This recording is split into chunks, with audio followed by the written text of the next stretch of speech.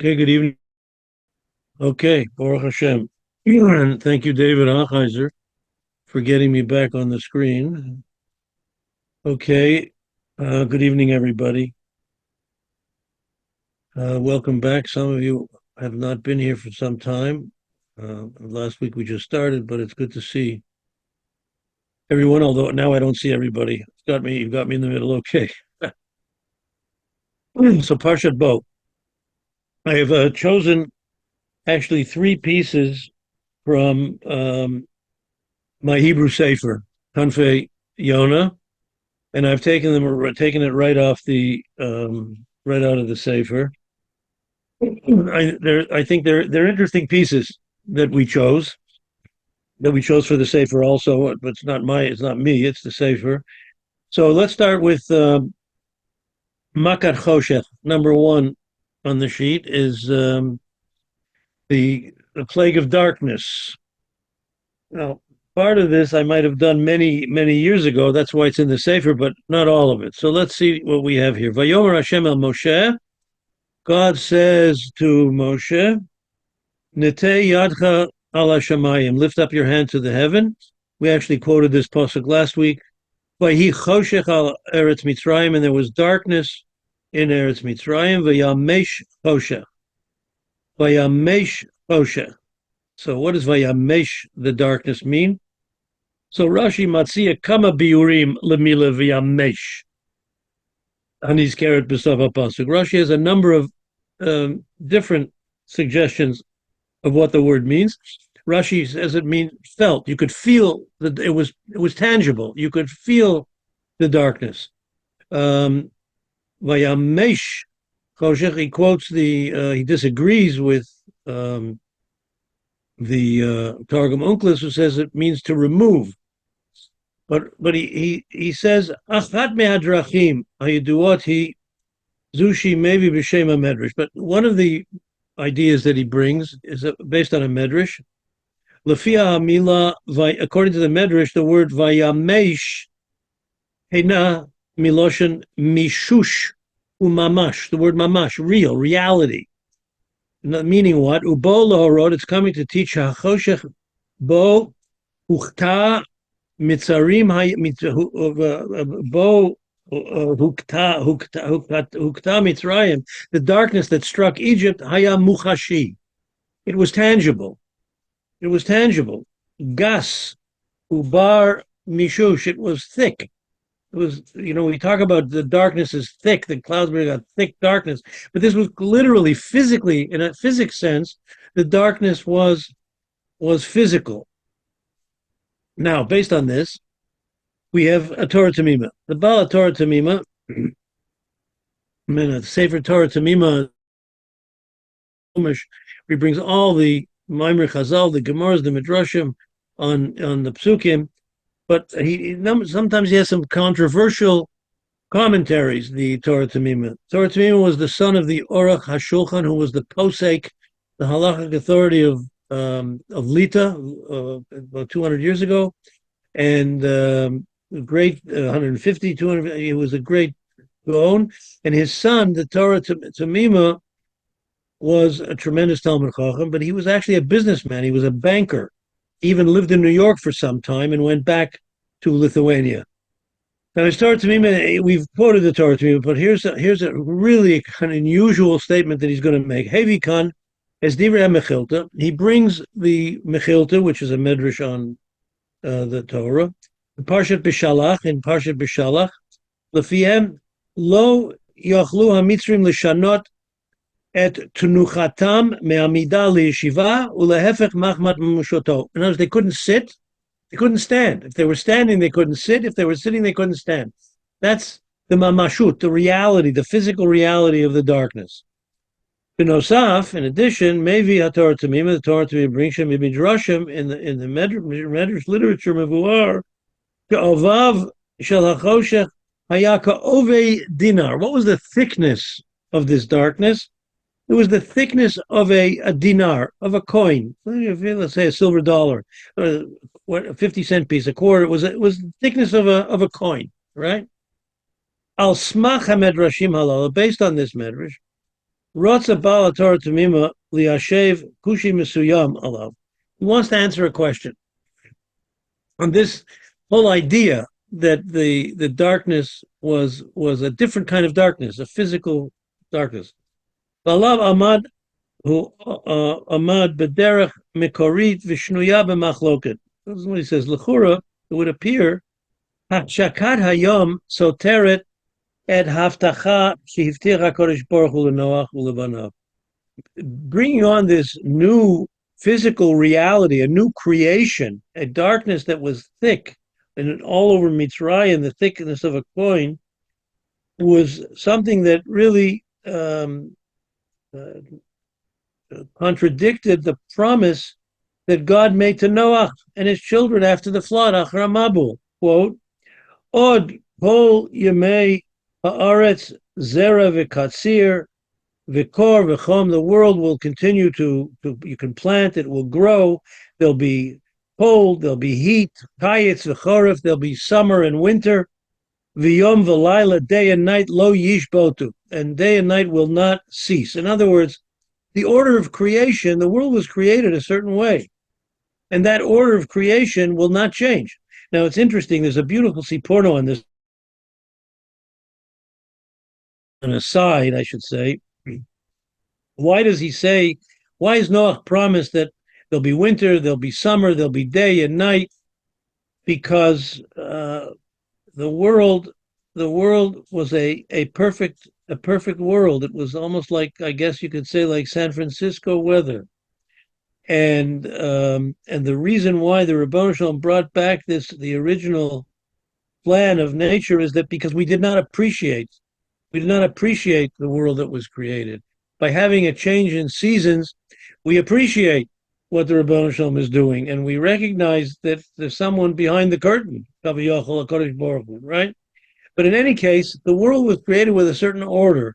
So how do you get this all of a sudden darkness, which was created as night, right, is all of a sudden changed to something of a physical reality, the thickness of a coin?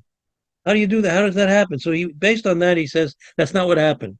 So he says something very, very creative. Mikoach HaMedrashim halalu, based on these midrashim, Ratza Bala Torah Tzvimi Liyasei, he wanted to suggest Shahachoshech Lo Haya Ela Homer Mamashi. It was a kind of real physicality of darkness. Shenidbak be'eineihem shel hamitzrim, like a cataract. There was a physical something that was in the eyes of the Egyptians, like a cataract, right? Shel hamitzrim, which blinded them. Kanira, he puts in I put in brackets. Kanira gam saviv shar gufam. It must have surrounded their entire body. Al pi divrei mechilta, based on the mechilta that they couldn't move from a sitting position to a standing position. This is a very unusual, creative interpretation. So the day and night was not changed. There was day, there was night. Everything went on normally. But the Egyptians were not given the pleasure, the ability to enjoy the light of day because of this cataract kind of thing, which was on their eye. An unusual interpretation, and that's what he says. But now let's move on to the second page. Or actually, I think Madua, where are we? Yeah, page 2, number 2. Koshech v'shalom. More on darkness and peace. Okay, what does darkness have to do with peace? We'll see. Tfisatam hapshuta shel anashim, the normal understanding that people have of darkness, koshech, einu nitpas b'metziut klal. Darkness does not have any reality to it. Ella b'ha'eder or. Darkness is the absence of light. Right? You take away light, you have darkness. But darkness has no independent reality of itself. Darkness can be defined as the absence of light. Right? That's where most people view darkness. But however, Hagon mivu Birchat Yotzer, but the Vilna Gaon proves otherwise. From the blessing we say every single morning in Shachris, Yotzer or, Shachoshech hainu yitzira chadasha. The darkness is a new kind of creation. What do we say in the bracha? Yotzer or uborei choshech. God created light and he created darkness. So darkness has reality to it, right? Mashma shehachoshech hainu gamkein bria mifnei atzmo. Darkness was created. Was a physical reality called darkness, which was created. It's not merely the absence of light, and light is not the absence of darkness. The bracha continues. Anu Amru, we say, Yotzer or v'orechoshech, oseh shalom. He makes peace. Uborei hakol, and he creates everything. Now, what is the nexus between peace and the creation of light and the creation of darkness? Right? Asiyat hashalom nizkeret rak la'achar shetzivanu HaKadosh Baruch Hu. Immediately after God commanded, Yatzar or he creates the light, uborat hachoshech, and he creates the choshech. Rak la'achar shenotru shnei hanigudiyim hamahutiyim yoter. Only immediately after he creates these serious polar opposites, or the choshech, light and darkness, efshar la'asot shalom ben shnei hatzadim. Only then can you make peace. What does that mean? Kishem shirak la'achar shenivru ha'esh v'hamayim. We spoke about last week about shamayim. Shamayim is the creation of Eish and Mayim. We were talking about the plague of Barad, a unique, unusual plague of hail, which was a mixture of fire and water. There was fire inside the hail, which is water, which was a miraculous plague. Came from the Shamayim, and we discussed that at great length last week. We're not going to go into it, but we have Eish and Mayim, fire and water. Hevi borei ha'olam, shalom beineim. God made peace. Miraculously, God makes peace between fire and water, and that's why the heavens we're alive today. We're standing today because God miraculously made peace between fire and water in the heavens. Al yedei kach sheyatzar bria shlishit. In other words, he created a third creation. Sheshliva et shnei hatzadim halo hem shamayim. He took fire, he took water, and he created a third entity called Shamayim, Eish Mayim, Shamayim, right? Similarly to the darkness and light, day and night. He made peace. He made a day, a yom, an entire day, a union of night, of two distinctive differences. Mikan anulamdim. Now we can understand the definition of peace. What shemahut hamusag shalom? We mean when we say peace. What is real peace? Shalom enenu dumnatiyut. I use the fancy modern Hebrew word here. It's not dominion here. Shalom is not dominion. One side has power over the other side. That's not peace, right? That's not peace.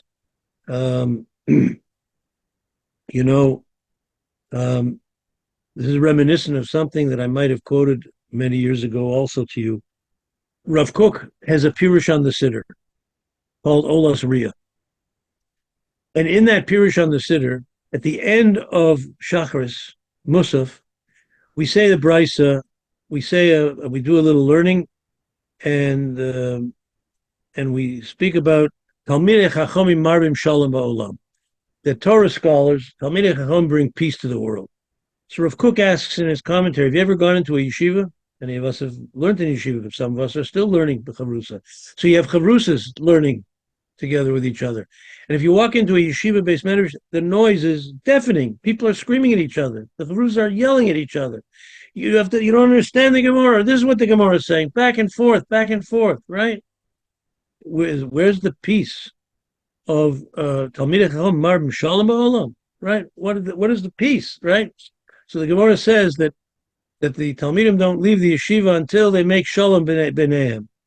They make peace with each other. In other words, peace is not, what does peace mean? Peace does not mean, you have to agree with me, right? You twist somebody's arm until he says uncle, right? That's not peace. Okay, I agree with you. That's not peace. The two people You force somebody. Peace means that you recognize there are differences of opinion, that everybody has a right to their own opinion. And peace means listening. There's a certain discourse, and you hear what the other person is saying, something that our society today has completely lost, completely. The whole DEI world today, where incredibly the entire world, the student world, university world, who simply take the side of mass murderers and rapists and killers, worse than certain worse than the Nazis, right? They take that we are because there's either a victim or a victor in the world, right? Jews are victims. So whatever they apply to any other minority doesn't apply to Jews, right? Insanity, absolute insanity, right? But an intelligent person understands that there are different opinions. So you listen to each other's opinion and you decide what's right and what's wrong, right? Shalom means that, not that I force you to agree with me. Shalom means there's peace when there are different opinions that can live together, I'm talking about real opinions, not insane opinions, right? That we're dealing with today, right? That's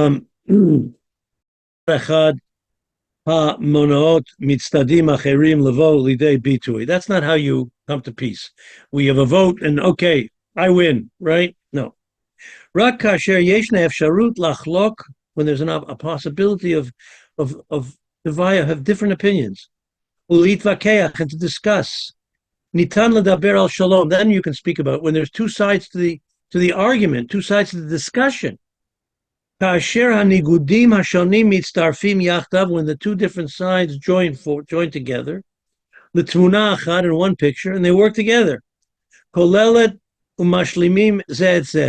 So each side actually, gives something to the other side, and you create that third entity. That sometimes the truth is somewhere it's not black or white; it's some kind of shade of gray. No, he says something very nice, very, very powerful psychologically. The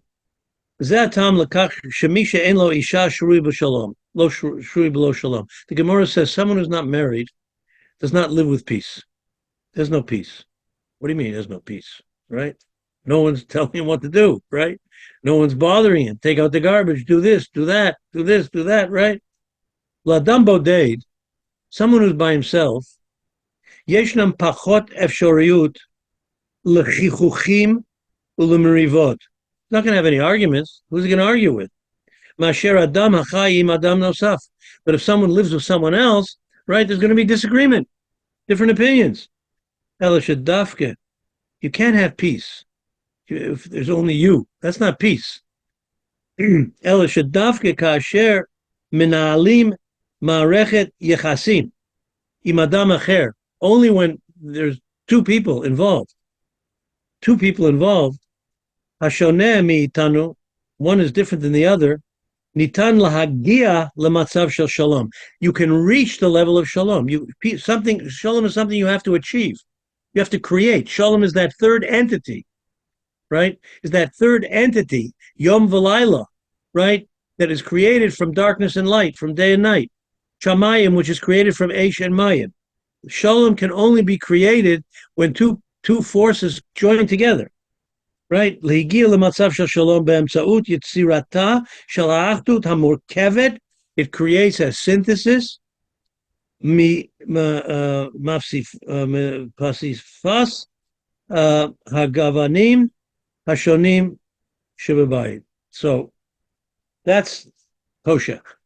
Koshech is a reality, and it was created separately. Yom was created separately, but the two of them come together to create that 24-hour period. It's interesting that there's an agreement that what is Yom?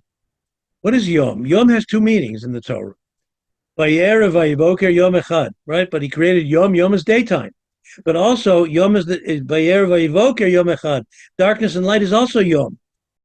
The entire synthesis of day and night is called day, because there's something positive about the darkness. If it's fused together and merged together with light, there's something very positive. There's something very Yomi. There's something very daylight about darkness. Okay. Go to the third and final page. Actually, it's at the bottom of page 2. A mitzvah rishona. What is the first mitzvah that was given to the Jewish people, to Klal Yisrael as a whole? Right? We know there were mitzvahs. There were 7 mitzvahs b'nei Noach. There were 7 mitzvahs that were given to b'nei Noach. Right? And by the way, those 7 mitzvahs b'nei Noach, like Bris Milah, for example, which was given to Avraham Avinu, was also Ben Noach in that sense for the Torah. We keep those mitzvahs. A very famous Rambam in the Pirush HaMishnayos Masechta Chulin, the Rambam points out that we keep those mitzvahs not because they were given to Avram, Yitzchak, and Yaakov, and Bnei Noah, but because they became incorporated into the Torah itself. We keep those 7 mitzvahs because they're part of the Torah. But in any case, so there were several mitzvahs, but Achodesh Hazeh Lechem, we have in this week's Parsha. Achodesh Hazeh Lechem Rosh Chodashim. This month, Nisan, is the head of the months. The first, it's the Rosh Hashanah of Chodashim. Pesach, Nisan, right? Chodshim Rishon Hu Lechem Lechodshei Hashanah. It's the first of the months. Yeduyim Advarim Behem Bachari Rashi Liftoach et Chumash Bereishit. It's a well-known, the first Rashi in Chumash. What does Rashi say? Amar Rabbi Yitzchak. Lo haya tzorach lahatchil et haTorah ela me'achodesh hazeh lechem. The Torah really did not have to tell the stories of the Avot. The Torah, essentially, the Torah is a way to live, how we live our lives, with halacha, with the Torah and mitzvot. How do we live our lives? So really, the Torah should have begun with HaChodesh Hazeh Lechem. The first mitzvah was Shehu Kehi Mitzvah Rishonah Shenitztavu Bo Yisrael, because it's really the first mitzvah that the Jewish people as a whole was given. This was the first mitzvah that the Jewish people were given.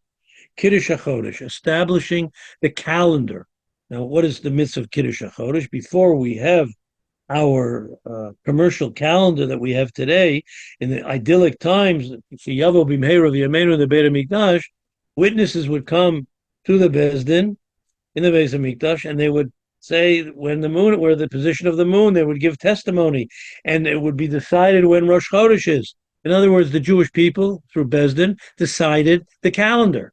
It wasn't a printed calendar that we go by automatically. That's not an ideal situation right now. It's a temporary situation, right? Now, why is that the first mitzvah in the Torah? Why is that the first mitzvah? Fascinating mitzvah, but why is it the first mitzvah in the Torah, right? Rashi actually, there's a Rashi in the Parsha, speaking about something else, but he says, Rashi comments, Rishon is Kodem. When something is first, talking about in the Parsha, Rashi is talking about Pesach, Rishon is Erev Pesach, really. So Rashi says, you think Rishon should be the first of the 7 days of Pesach. Why is Rishon called Erev Pesach? So Rashi says something very prolific, really. He says, Rishon hu mukdam. When something is first, when someone is first, we say a man is ahead of his time, right? A real leader of men is someone who's ahead of his time. He thinks out of the box, right? Rishon hu mukdam. That's Rashi's words. Rishon hu mukdam. That something that's first. Something that's first is out of the box. It's first before the system, right? He invents something, right? He's mukdam, right? That's Rashi. It's a Rashi. So now, what is unique and first and out of the box and different about the calendar, about Kiddush HaChodesh? Kodesh Baruch Hu hitgaleh l'Avram Avinu alav hashalom. Kodesh Baruch Hu revealed himself to Avram. V'tziva oto b'rit milah. He gave him the mitzvah of milah. Amnam, however, truth be told, ha-mitzvah rishonah, the first mitzvah, shenitztavu Yisrael, the Am, which was given to the Jewish people as a people, hayeta ha-mitzvah shel al yesodo shel luach hashana ha-Yehudi, the basis of the luach ha-Ivri, the Jewish calendar, right? Now we go to the third page. Madua, now we ask that question. This is our question. Madua dafka mitzvah zu nivchara liot hamitzvah harishona shenitna la'am Yisrael. Why, in fact, is this the first mitzvah given to the Jewish people as a people? Ma kol kach yuchudi, the mitzvah. What is so unique about this mitzvah? Maduahu adifa al mitzvot basisiyot yoter. Why is it different? There are certain mitzvahs that we would imagine are much more basisiyot, are much more basic. L'chur k'shmirat Shabbat, Shabbos, tzedakah, right? These seem to be for us very fundamental to society, to life, spirituality, Shabbos, Skula connected, Kol HaMitzvahs in the Torah, Talmud Torah, right? How are you learning Torah? What's pshat? So we're going to suggest a reason. Yitakein, it would appear perhaps, she'inyan zeh yachol lehitbayer, we can explain this, al pi divrei ha-Gemara b'Masechet Rosh Hashanah. It's a Gemara in Rosh Hashanah. Fascinating Gemara. Difference of opinion about the calendar, the great rabbis in the Talmud. Mita'aret machloket sha'ayta ben Rabban Gamliel and Rabbi Yoshua. There was a machlokas between Rabban Gamliel and Rabbi Yoshua in the Mishnah, actually, and it spills into the Gemara. B'yachas l'kiddush hachodesh, of establishing Rosh Chodesh. And there was a machlokas between the two of them. When Rosh Chodesh actually fell. Me'achar v'lo kipel Rabbi Yoshua et daito shel Rabban Gamliel. Rabbi Yeshua did not accept the position of Rabban Gamliel. He chlit Rabban Gamliel, asot ma'isa. So Rabban Gamliel commanded of Rabbi Yeshua to do something very dramatic. Shalach lo Rabban Gamliel. He sent to him a message. Was Reni alecha, I command you, shetavo etzli, that you come to me, you walk to me, b'maklecha, b'makelcha, with your staff, u'b'ma'otcha, and your wallet. I want you to bring your briefcase, your carry, whatever you carry, b'yom ha'kippurim, shechal liot b'cheshbonecha, on Yom Kippur, according to your calculation, on your Yom Kippur, I want you to come to me and carry and walk to me in the public domain, right? In other words, I want you to transgress the Torah according to your calculation, because I say this is Rosh Chodesh, this is not Yom Kippur, this day that you're going to come to me. Halach, Rabbi Yeshua, halach u'matzah Rabbi Akiva. Sorry, Rabbi Akiva was in pain from what was going on. Amar lo, he said to him, Yesh l'lomod, I want to tell you something. Shekol ma she'asa Rabban Gamliel asui. Whatever Rabban Gamliel says is a done deal. Rabban Gamliel established the calendar this way. It's a done deal. Shenemar, Eile Moadei Hashem, the Torah says, these are the Moadei Hashem, the festivals, the Yom Tovim of God. Mikroi Kodesh, the holy Yom Tovim. Chagim, Asher Tikrosam, which you call. Bein Bizman, what you call Tikrosam, we, Bnei Israel, via the Bezdin, we establish the days of Yom Tov, Rosh Chodesh, Bein Bizmanan, Bein Shalom Bizmanan, whether they're the right time or they're the wrong time. Ein li moadot ela elu. These are the Yom Tovim. So in other words, theoretically, ladies, you'll forgive me for using the P word, but if the Bezdin would establish Pesach, right, in the middle of vacation time in July and August, it would be Pesach, right? And we would be commanded by Rabban Gamliel to bring our pots and our pans and put everything away and start, right? In other words, the calendar is in the hands of the Jewish people via Bezdin. Rabbi Akiva established, Sheyeshno Hevdel Mahuti, there's a dramatic distinction between the mitzvah of Kiddush HaChodesh and all of the other mitzvahs in the Torah. What is that? Biyachas lekol ha-mitzvot, concerning all the mitzvot, the commandments of HaKadosh Baruch Hu, harei sheha-mitzvah ba'atzma tuluya b'HaKadosh Baruch Hu. The mitzvah, the parameters and the perimeters of the mitzvah depend on a Kodesh. Mitzuvim levatzah hamutal aleinu ulakayim et mitzvah. Our job is to follow what Kodesh Baruch Hu dictates that we have to do.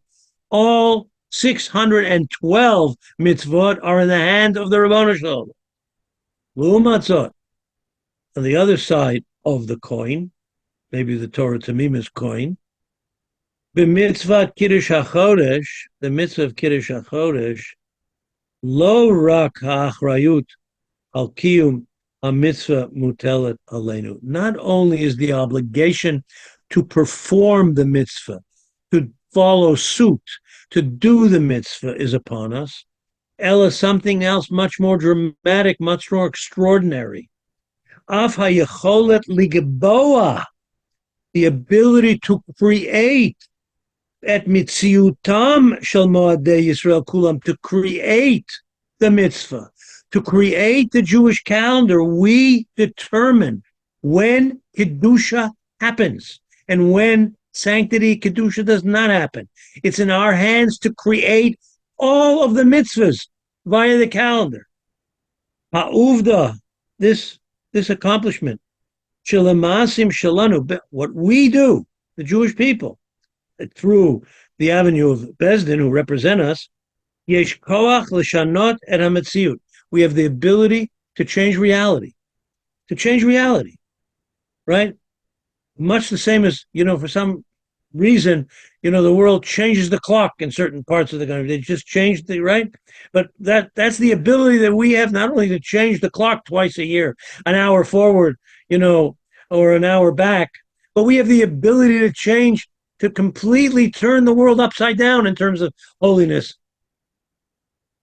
Ulahashpia lamaila, and to have power over the heavens, to the Ribono Shel Olam.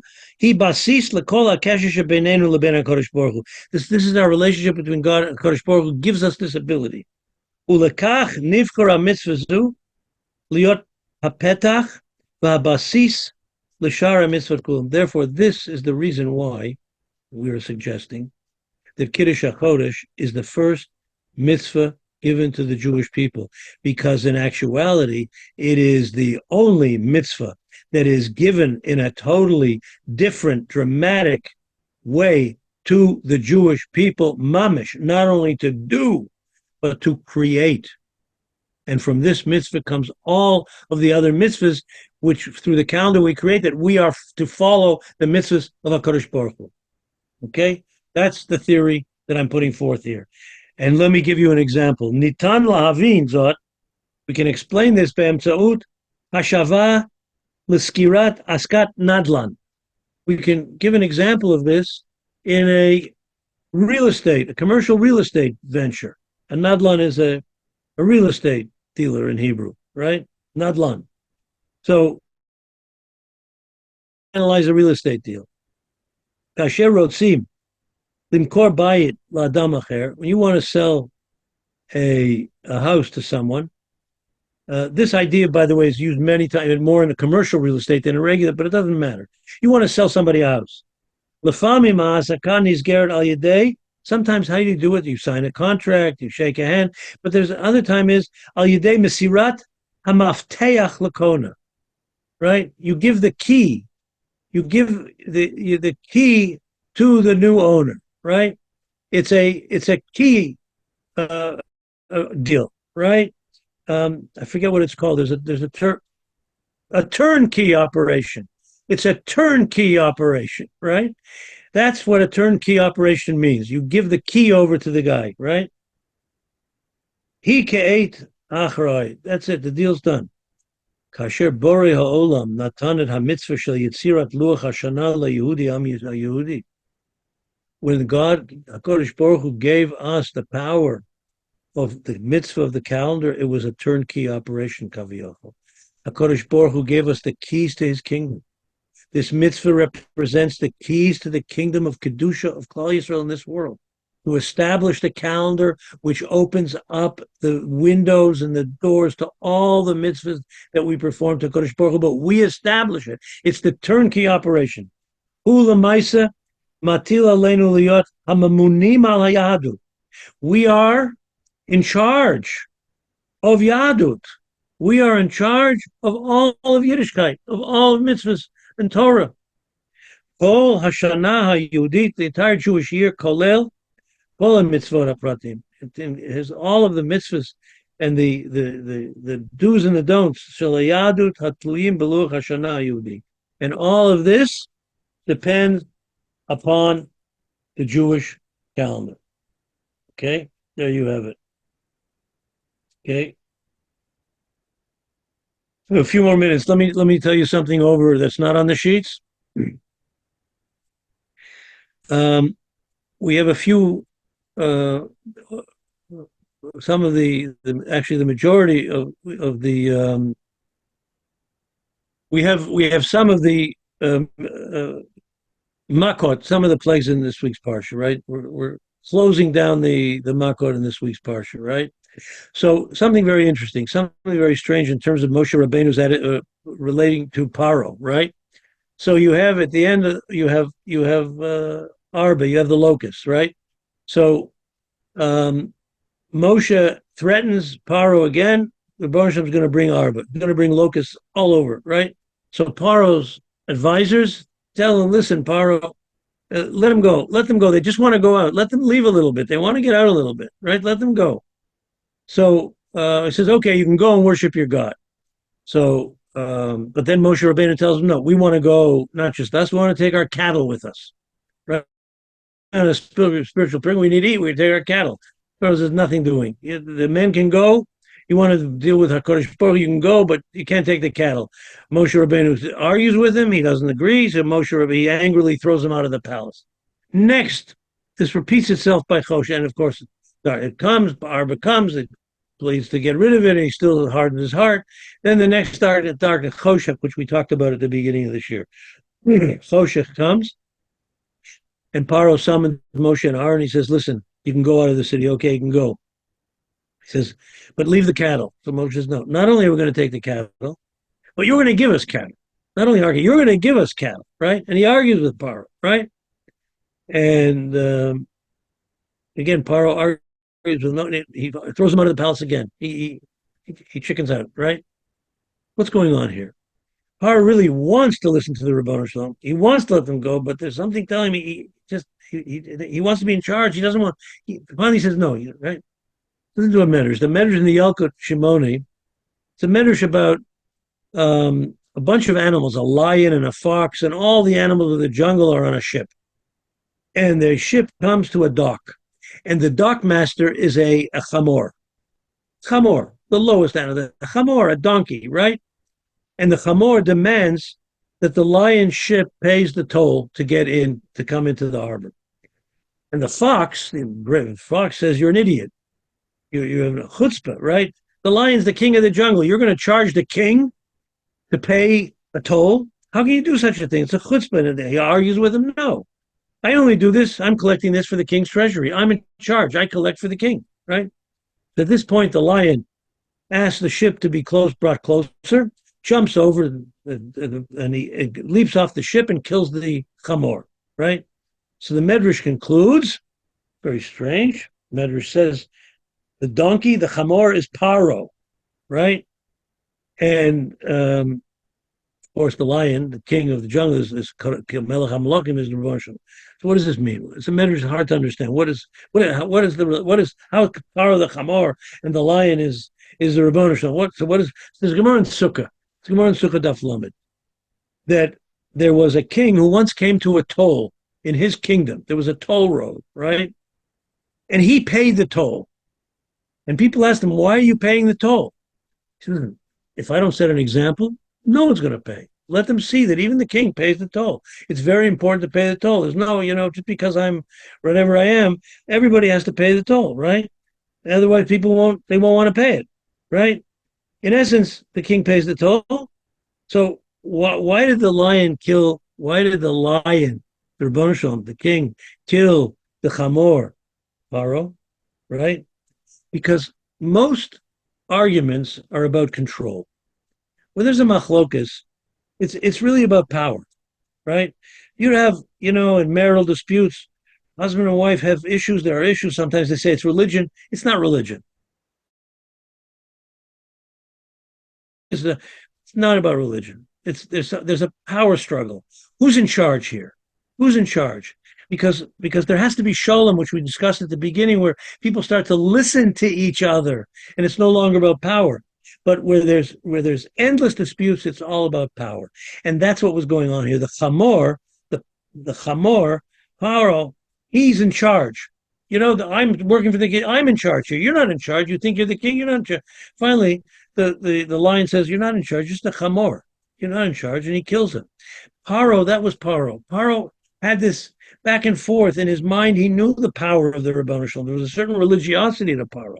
He knew what the Ribbono Shel Olam was capable of, but he couldn't help himself. Tabed is like, well, that's another discussion. What it means that his heart was hardened. He was at a point. He was at a point that it was no turning back, right? But it was all about power. That he wanted to be in charge until the very end. Even at the end, he starts chasing them out after Makas Bechoros. We'll see next week, right? In Bishalach, right? So that's what's going on here. It's an issue of power. It's an issue of power. That's the whole issue between Paro and the Ribbono Shel Olam, that he wanted to defeat the Ribbono Shel Olam. Okay, just a thought. That's it for today. Thank you all. Richie, I want to mention something to you. Not this week. This week's halacha, we're doing, what did I say we're doing? I forget. Alternative medicine. Alternative medicine. Thank you, David. Alternative medicine in halacha. But the following week, I'm going to be doing a subject where you'll find very interesting. I'm not going to say why, and I'm not going to reveal the reason at the time either, but you'll find it interesting. Okay. Have a nice evening, everybody. Stay safe. Please Thank you. Keep davening for our Rabbi. holy Jews who are suffering, the hostages and the chayalim, and the people who have been taken from their homes. Let's daven for an end to this terrible, terrible travesty.